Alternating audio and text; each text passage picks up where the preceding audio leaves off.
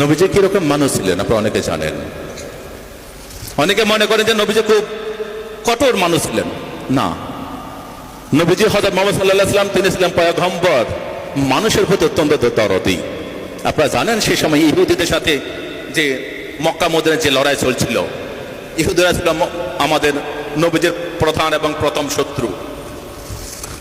সেই একই দুই ইহুদি ভদ্র মহিলা নবীজিকে একদম দেখতে পারতেন না। নবীজি যেদিন যে পদ্মরে প্রতিদিন নামাজ আদায় করতে মসজিদে যেতেন, সেই ভদ্র মহিলা কি করতেন? ইহুদি ভদ্র মহিলা তিনি প্রতিদিন দুনিয়ার নোংরা জিনিসগুলো সব রাস্তার মধ্যে নেফে দিতেন। কেন?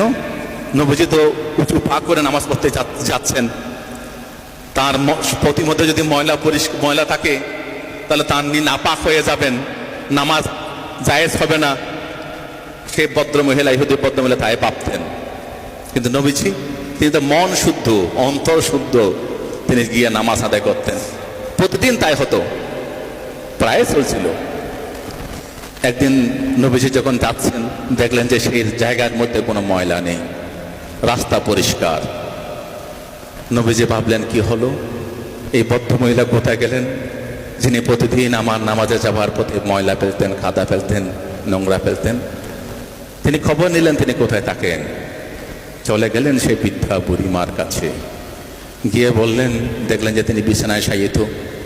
নবীজি বলছেন, মা তুমি কি অসুস্থ? বলছে, হ্যাঁ বাবা, তুমি কে? বলছে, আমি সেই হযরত মুহাম্মদ যিনি প্রতিদিন নামাজ আদায় করতে যাওয়ার সময় তুমি নাপাক করার জন্য ময়লা ফেলতে। আজকে আমি দেখলাম রাস্তার মধ্যে কোনো ময়লা নেই, কোনো কাদা নেই। আমি বুঝতে পারলাম তুমি আর কোনো ক্ষতি হয়েছে, তোমার কোনো অসুবিধা হয়েছে, তাই তোমাকে আমি দেখতে ছুটে আসলাম। আমি আল্লাহর কাছে দোয়া করছি, মা তুমি সুস্থ হয়ে যাও, তুমি ভালো হয়ে যাও। এটাই হচ্ছে নবীজি। নবীজির এই আদর্শটা আমাদের কাছে উদ্দেশ্য, এই নবীজির এই আদর্শটা আমাদের কাছে আদর্শ। এই আদর্শের মধ্য দিয়ে নবীজি ভারত শুধু মক্কা মদিনা নয়, সারা বিশ্বকে ইসলাম ধর্মের মধ্যে প্রবর্তিত করেছিলেন। সেই নবীজির নামে কুরুচিকর মন্তব্য যাকে নিয়ে করলেন, মা আয়েশা। তিনি ছিলেন তৎকালীন সর্বশ্রেষ্ঠ গুণী ভদ্র মহিলা। আপনারা অনেকে জানেন যে আমাদের নবীজির প্রায় 11 জন বিবি ছিল, তার মধ্যে সবচেয়ে কনিষ্ঠ ছিলেন আয়েশা মা। এই আয়েশা ছিলেন সবচেয়ে জ্ঞানী এবং গুরুগম্ভীর ভদ্র মহিলা, যিনি পবিত্র আল কোরআন নবীজির পরে এই ভারত মক্কা মদিনার মধ্যে তিনি আল হাদিসকে তিনি রপ্ত করেছিলেন এবং সেগুলো প্রসার করার দায়িত্ব নিয়েছিলেন সেই মা আয়েশা। তাদের দুজনকে নিয়ে করলো মন্তব্য নূপুর শর্মা। একটু গভীর করে ভাবুন, যারা বুদ্ধিমান আছেন একটু গভীরভাবে ভাবুন, কেন এটা হলো? এটা কি নূপুর শর্মা করেছে? না, নূপুর শর্মাকে দিয়ে কেউ করিয়েছে। খুব ভাববেন, ভাবনাটা হচ্ছে একটাই, ওরা জানে যে মুসলমানদেরকে যদি কোনোভাবে আঘাত করা হয়, যখন সিএ হলো আমরা আন্দোলন করলাম, এনআরসি হলো আমরা আন্দোলন করলাম তার প্রতিবাদে, বিভিন্ন সময় যখন বুলডোজার চালালো আমরা তবু শান্তিপ্রিয় আন্দোলন করলাম, তখন তারা ডিলটা মারলো একদম নবীজির গায়ে, যাতে পুরো মুসলিম জনতা যেন কেঁপে ওঠে। কেঁপে ওঠে কি করবে? তাদের একটাই লক্ষ্য, হিন্দুদের থেকে মুসলিমদের আলাদা করো, হিন্দু ভাইদের থেকে মুসলিমদের সম্পর্কে একটা বিরূপ প্রতিক্রিয়া সৃষ্টি করা, বিরূপ মনোভাব তৈরি করো, যাতে হিন্দু মুসলিমের মধ্যে একটা বিভাজন রেখা তৈরি হয়। কিন্তু এই বাংলায় দেখাতে পারে, এখানে কোনো বিভাজনের দেখা হতে পারে না। এই বাংলা সম্প্রীতির বাংলা, এই বাংলা হিন্দু মুসলিম বৌদ্ধ খ্রিস্টান জৈন শিখ সকল ধর্মের আদর্শের বাংলা। এই বাংলায় আমরা কোনোদিন এরকম বিবাদ মানব না, মানতে পারি না। আমরা সবাই এক আছি, এক থাকবো। আজকে এই নূপুর শর্মা বলুন, এই সিএএ বলুন, এই এনআরসি বলুন, এইসব আন্দোলন আজকে স্বপ্ন বাদুড়িকে তৈরি করে। এইসব আন্দোলন অরুণজ্যোতি বিক্ষুকে এরকম মুসলিম সমাজে নিয়ে আসে। আমি আসার আগেই আজকে দদমতলায় রানী রাসমণি রোডে আমাদের জমিয়ত উলামা হিন্দের প্রায় 2 লক্ষ মানুষের সমাবেশ ছিল, সেখানে আমরা মিটিং করে এখানে আসলাম। তো এই আন্দোলন আপনাদেরকে অবশ্যই করতে হবে, এটা কিন্তু শেষ নয় মুসলিম ভাই বোনেরা, এটা কিন্তু শেষ নয়। এরপর আরো বড় আঘাত আসবে, এরপর আরো বড় আঘাত আমাদের জন্য অপেক্ষা করছে, খেয়াল রাখবেন। কিন্তু কখনো কোনো অবস্থায় যারা নবীজিকে ভালোবাসেন, যারা আল হাদিসকে ভালোবাসেন, যারা আল কোরআনকে ভালোবাসেন, তারা কখনো আইন হাতে তুলে নেবেন না, শান্তিভাবে শান্তিপ্রিয়ভাবে আন্দোলন করবেন। কখনো ভাববেন না যে আপনাদের থেকে যারা গাড়ি করে যাচ্ছে সেই মানুষগুলো আলাদা, তারা ভাববেন সবাই আল্লাহর প্রেরিত পুরুষ, তারা আমাদের ভাই। তাই কোনো গাড়ি ভাঙা, কোনো থানাতে আগুন দেওয়া, কোনো গাড়িতে আগুন দেওয়া, এই কাজ কখনো করতে যাবেন না। আপনারা যারা এখানে আছেন, যারা আজকে এখানে প্রায় কয়েক হাজার মানুষ আছেন, আপনারা প্রত্যেকে এক একজন আল্লাহর মেসেঞ্জার হন, নবীজির মেসেঞ্জার হন, আল হাদিসের মেসেঞ্জার হন, আল কোরআনের মেসেঞ্জার হন। আমাদের একটাই লক্ষ্য, আমাদের নবীজির বিরুদ্ধে যে আন্দোলন, যে কুরুচিকর মন্তব্য হয়েছে, আমরা তার অবশ্যই প্রতিবাদ করব, তাকে আমরা ধিক্কার জানাবো, তাতে আমরা বিক্ষোভ করব। যতক্ষণ নূপুর শর্মা এবং নবীন জিন্দাল গ্রেপ্তার না হবে, ততক্ষণ আমাদের আন্দোলন শান্তিপ্রিয়ভাবে সারা বাংলা নয়, সারা ভারতবর্ষে নয়, সারা বিশ্বের মধ্যে চলছে, এই আন্দোলন চলবে। কিন্তু ভাইয়েরা, সবসময় মাথা রাখবেন যে আমরা কখনো অশান্ত হব না, আমরা কখনো ভাঙচুরের রাস্তায় যাব না। সেই দিন যখন আসবে তখন ডাক আসবে, যেদিন জিহাদ ঘোষণা হবে সেদিন নামবেন, এখন নয়, এখন সময় নয়। আমাদেরকে মাথায় রাখবেন যে আমাদের হিন্দু মুসলিমদের মধ্যে আলাদা বিভাজন রেখা তৈরি করে 2024 ইলেকশন জেতার পায়তারা করছে এই সরকার। 2024 ইলেকশন যখন সামনে আসছে, তখন এইরকম কাণ্ডগুলো ঘটায়। আপনারা খেয়াল করবেন, প্রতিবার ইলেকশন আগে এরকম কাণ্ড ঘটাবে, হিন্দু মুসলিম আলাদা করে হিন্দু ভোটগুলোকে একটা করার চেষ্টা করবে। তাই আপনারা সবসময় চেষ্টা করবেন। নবীজি কি করতেন? আপনাদের আজকে নবীজির জন্য আমরা গলা ফাটাচ্ছি, সেই নবীজি কিরকম মানুষ ছিলেন, তিনি কি করতেন? তার রাস্তায় যখন কাঁটায় ফেলা হতো, তিনি কাঁটা বিশেষ সরিয়ে দিতেন। তিনি কারো রাস্তায় কোনোদের কাঁটা হয়ে দাঁড়াননি। তিনি কি বলেছেন? তিনি বলেছেন যে তোমার প্রতিবেশী, তিনি ইহুদি হতে পারে, তিনি কুরাইশ হতে পারে, তিনি নন মুসলিম হতে পারে, কিন্তু তোমার প্রতিবেশী যদি না খেয়ে ঘুমিয়ে থাকে, তুমি যদি খাও, সেটা তোমার জায়েজ হবে না। কত বড় কথা যে তুমি তোমার প্রতিবেশীকে ভালোবাসো, তোমার প্রতিবেশীর প্রতি তুমি সম্মান করো। এই রকম কথাগুলো নবীজির মুখ থেকে বেরিয়েছিল। আপনারা জানেন, একদিন এক ইহুদির লাশ নিয়ে যাওয়া হচ্ছিল। হযরত মুহাম্মদ সাল্লাল্লাহু আলাইহি সাল্লাম তিনি দেখতে পেলেন যে একটা লাশ যাচ্ছে। নবীজি সরে দাঁড়ালেন, তাকে তার জন্য আল্লাহর কাছে দোয়া করলেন।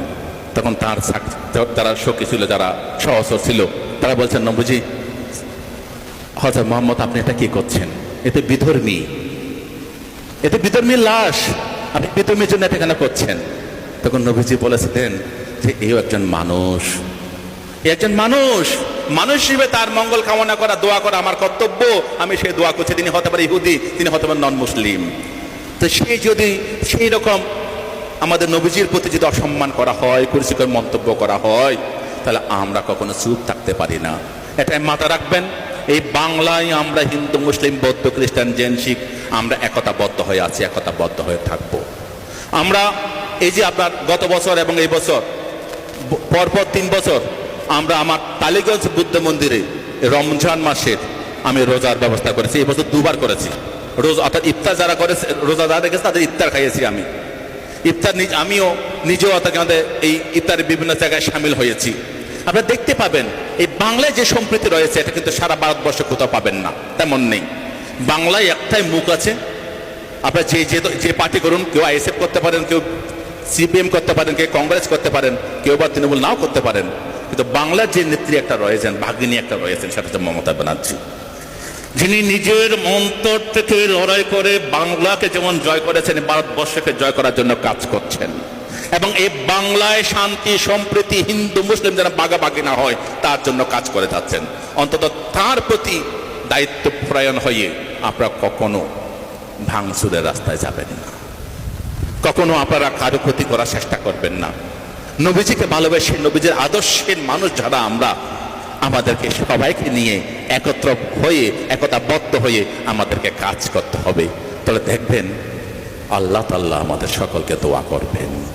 আমাদের যে আবদার, আমাদের যে আবেদন, আমাদের যে প্রার্থনা, সেটা আল্লাহ তাআলা ইনশাআল্লাহ কায়েম করে দেবেন।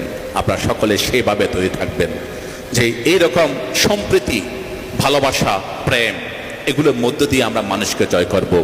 ভগবান গৌতম বুদ্ধ তাই বলেছিলেন, আক্ষুদে না চিনে কুধাং অসাধুং সাধুনা চিনে জিনে কাদারিয়াং দানে না সাচ্ছে না আলিকা বাদে না।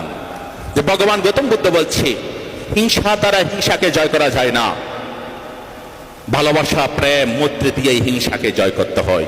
আসুন নূপুর শর্মা এবং নবীন জিন্দালকে তাদের এই গুরুতর অপকর্মের জন্য আমরা আল্লাহর কাছে দোয়া করব, ভগবান গৌতম বুদ্ধের কাছে প্রার্থনা করব, আমরা শ্রী শ্রী রামকৃষ্ণদেবের কাছে আমরা উপাসনা করব, যাতে এই বাংলা তথা এই ভারতবর্ষে এবং বিশ্বের মধ্যে কোনো ধর্মগুরু যেন অসম্মান অপমান না হয়। আজকে দেখতে পাচ্ছেন আমেরিকা পর্যন্ত গতকাল ভারত সরকারকে সতর্ক করেছেন যে ধর্ম নিরপেক্ষতা নষ্ট হচ্ছে। হযরত মুহাম্মদ সাল্লাল্লাহু আলাইহি ওয়াসাল্লামকে নিয়ে যে বক্তব্য পেশ করা হয়েছে সেটা আমেরিকা থেকেও প্রতিবাদ জানানো হয়েছে, চীন থেকেও প্রতিবাদ জানানো হয়েছে। প্রায় ৬৮টি দেশ প্রতিবাদ জানিয়েছেন, শুধু আরব কান্ট্রি নয়। তো এর মধ্য দিয়ে কি হচ্ছে, আমাদের সবার মাথা হেট করে দিচ্ছে এই সরকার, আমাদের সবাইকে মাথা নিচু করে দিচ্ছে। ভারতবর্ষে যে একটা সুনাম, একটা সুযশ, একটা সুখ্যাতি ছিল, এই বিজেপি সরকার সবার মাথা নত করে দিচ্ছে, বিশ্বের কাছে ভারতবাসীর মাথা হেট করে দিচ্ছে। তাদের যে বিভাজন নীতি, তারা যে হিন্দু মুসলিমের নীতি নিয়ে হিন্দুদেরকে তুলে ধরে এটাকে হিন্দুস্তান করার চেষ্টা করছে। আমরা এই ভারতবর্ষকে হিন্দুস্তান চাই না, আমরা এই ভারতবর্ষকে ভারত হিসেবে চাই, ভারতবর্ষ হিসেবে চাই। সেই আবেদন জানিয়ে আমরা নবীজির প্রতি যে অপমান, যে কুরুচিকর মন্তব্য করা হয়েছে তার তীব্র ধিক্কার জানিয়ে নূপুর শর্মা এবং নবীন জিন্দালের অবিলম্বে গ্রেপ্তারির দাবি জানিয়ে তাদের দৃষ্টান্তমূলক শাস্তির আবেদন করে আপনাদের সকলকে শান্ত, সম্প্রীতি এবং ঐক্যতা বজায় রেখে বিক্ষোভ প্রদর্শনের আহ্বান জানিয়ে আজকে উলামা পরিষদ মিনাকা ব্লক থেকে যেই বিক্ষোভ সমাবেশ এখানে করা হলো, আমাকে যারা এখানে আসার জন্য আমন্ত্রণ জানিয়েছেন, আমাদের গিয়াসউদ্দিন থেকে তাজউদ্দিন ভাই, আমাদের শফিকুল ইসলাম, তাদের সকলকে আমার কৃতজ্ঞতা জানিয়ে আপনারা যারা আমার প্রিয় ভাইয়েরা আছেন, বোনেরা আছেন, আপনারা প্রত্যেকেই সম্প্রীতির জন্য কাজ করবেন, শান্তিপ্রিয়ভাবে লড়াই করবেন। যেদিন আমাদের ডাক আসবে সেদিন রাস্তায় নামতে হবে, কিন্তু এখন যদি আমরা রাস্তায় নেমে পড়ি তাহলে ২৪-এ কিন্তু ওরা জিতে যাবে।